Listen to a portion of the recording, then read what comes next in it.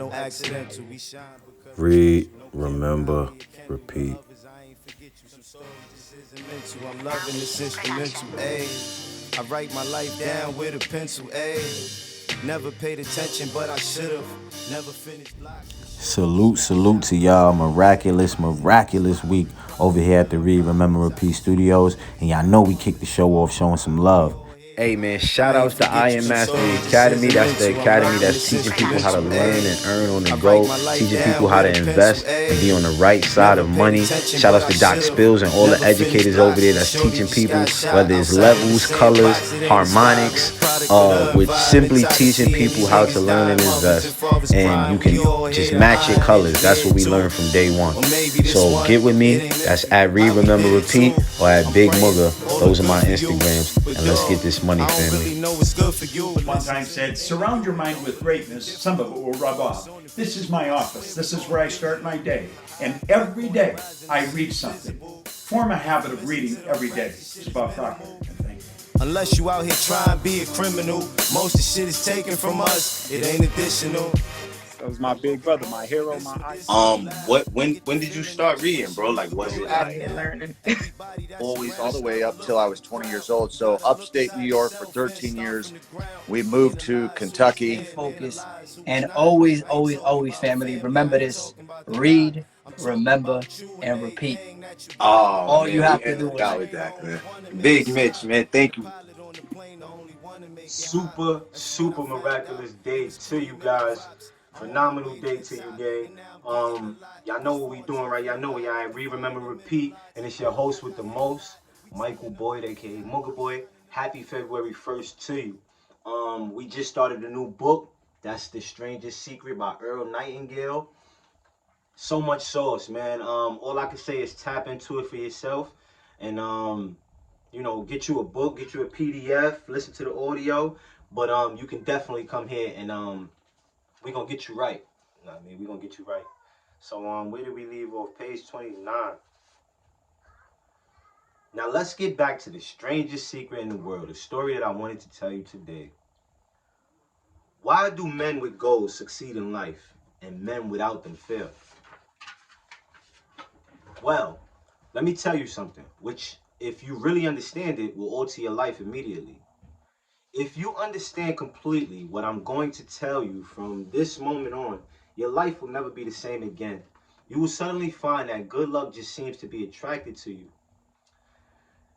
The things you want just seem to fall in line, and from now on, you won't have the problems, the worries, the gnawing lump of anxiety that perhaps you've experienced before. Doubt, fear, well, they will be things of the past. Here's the key to success and the key to failure. We become what we think about. Now, let me say that again. We become what we think about. Throughout all history, the great wise men and teachers and philosophers and prophets have disagreed with one another on many different things. It's only this one point that they are all in complete and unanimous agreement. A man's life is what his thoughts make of it. Marcus Aurelius. Let's know what Marcus Aurelius, the great Roman emperor, said. A man's life is what his thoughts make of it.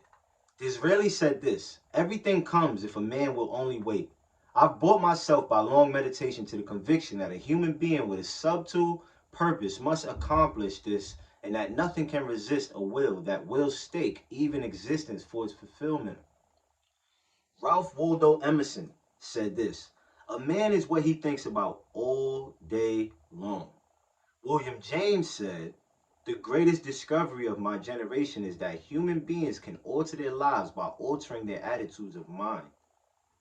He also said, we need only in cold blood act as if the thing in question were real, and it will become infallibly real by growing into such a connection with our life that it will become real. It'll become so knit with habit and emotion that our interest in it will be those which characterize belief. He also said, if you only care enough for a result, you will almost certainly attain it. If you wish to be rich, you will be rich. If you wish to be learned, you will be learned. If you wish to be good, you will be good. Only you must then really wish these things and wish them exclusively and not wish at the same time 100 other incompatible things just as strongly. Believe and succeed. In the Bible, you'll read in Mark 9:23, if thou canst believe, all things are possible to him that believeth. If thou can believe, all things are possible to him that believeth. My old friend Dr. Norman Vincent Peale put it this way. This is one of the greatest laws in the universe. Fervently do I wish I had discovered it as a very young man. It dawned upon me much later in life, and I have found it to be one of the greatest, if not my greatest discovery outside of my relationship to God. The great law, briefly and simply stated, is that if you think in negative terms, you will get negative results. If you think in positive terms, you will achieve positive results. That is the simple fact. He went on to say, which is at the basis of an astonishing law of prosperity and success, and in 3 words, believe and succeed.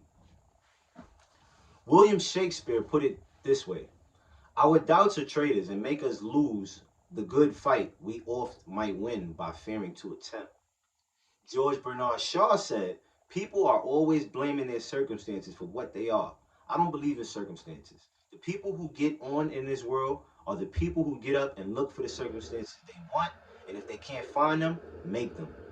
Family, it is sauce time, so we're going to hit y'all with that sauce and we get right back to you. Let's go.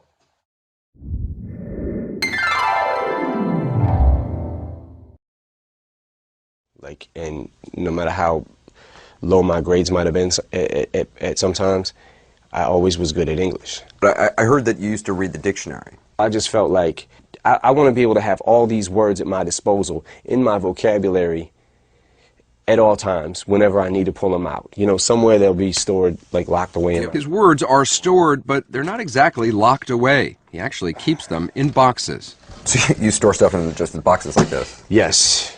Inside are hundreds of scraps of paper on which he's obsessively scrawled down words and phrases. So, wait, this is a pad from a hotel in Paris, looks like. Yeah. And you just scribbled that. You have 4 little words just scribbled there. How do you even read this? This is tiny. I know what it says, I guess.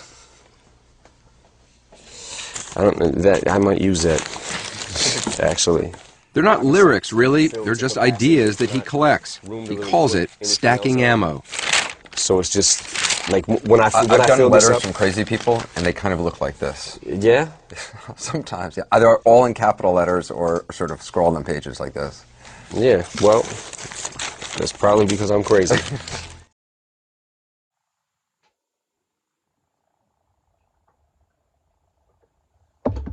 And we are back, family. Good smoothie break. Let's go. Well, this is pretty apparent, isn't it? Every person who discovered this for a while believed that he was the first one to work it out. We become what we think about. Now it stands to reason that a person who's thinking about a concrete and worthwhile goal is going to reach it, because that's what he's thinking about, and we become what we think about. Conversely, the man who has no goal, who doesn't know where he's going, and whose thoughts must therefore be thoughts of confusion and anxiety and fear and worry, becomes what he thinks about. His life becomes one of frustration and fear and anxiety and worry. If he thinks about nothing, he becomes worried. Now, how does it work? Why do we become what we think about? Well, I'll tell you how it works. As far as I know, now to do this, I want to tell you about a situation that parallels the human mind. As ye sow, so shall ye reap. Suppose a farmer has some land and it's good, fertile land. Now the land gives the farmer a choice. The land gives the farmer a choice. He may plant in that land whatever he chooses. The land does not care. It doesn't care. It's up to the farmer to make the decision. Now remember, we're comparing the human mind with the land because the mind, like the land, doesn't care what you plant in it. It will return what you plant, but it doesn't care what you plant. Now let's say that the farmer has 2 seeds in his hand. One is a seed of corn, the other is nightshade, a deadly poison. He digs 2 little holes in the earth and he plants both seeds, one corn and the other nightshade. He covers up the holes, waters, and take care of the land. And what will happen? Invariably, the land will return what's planted. As is written in the Bible, as ye sow, so shall ye reap. Now remember, the land doesn't care. It'll return poison in just as a wonderful abundance as it will corn. So up come the 2 plants. One corn, one poison. The human mind is far more fertile, far more incredible and mysterious than the land. But it works the same way. It doesn't care what we plant. Success, failure, a concrete worthwhile goal or confusion, misunderstanding, fear, anxiety, and so on. But what we plant, it must return to us. You see, the human mind is the last great unexplored continent on Earth. It contains riches beyond our wildest dreams. It will return anything we want to plant. Now you might say, well, if that's true, why don't people use their minds more? Well, I think they figured out an answer to that one too. Our minds come as a standard equipment at birth. It's free. And things that are given to us for nothing, we place little value on. Things that we pay money for, we value. The paradox is that exactly the reverse is true. Everything that's really worthwhile in life comes to us free. Our minds, our souls, our bodies, our hopes, our dreams, our ambitions, our intelligence, our love of family and children and friends and country. All these priceless possessions are free. But the things that cost us money are actually very cheap and can be replaced at any time. A good man can be completely wiped out and make another fortune. He can do that several times. Even if our home burns down, we can rebuild it. But the things we got for nothing, we can never replace. The human mind isn't used because we take it for granted. Familiarity breeds contempt. The mind can do any kind of job we assign to it, but generally speaking, we use it for little jobs instead of big ones. Universities have proven that most of us are operating at about 10% or less of our abilities. The human mind is the last great unexplored continent on Earth. Decide now what it is you want. Plant your goal in your mind. It's the most important decision you'll ever make in your entire life. What is it you want? Do you want to be an outstanding salesman, a better worker at your particular job? Do you want to go places in your company, in your community? Do you want to get rich? All you've got to do is plant that seed in your mind, care for it, work steadily toward your goal, and it will become a reality. It not only will, there's no way that it cannot. You see, that's a law, like the laws of Sir Isaac Newton, the laws of gravity. If you get on top of a building and jump off, you'll always go down. You'll never go up. And it's the same with all the other laws of nature. They always work. They're inflexible. Think about your goal in a relaxed, positive way. Picture yourself in your mind's eye as having already achieved this goal. See yourself doing the things you will be doing when you reach the goal. Family, read, remember, repeat. We're going to leave y'all right there. I want to finish reading this right now with y'all, but I already read this book and I love it. So let's go, family. 100. Hope y'all have a good day.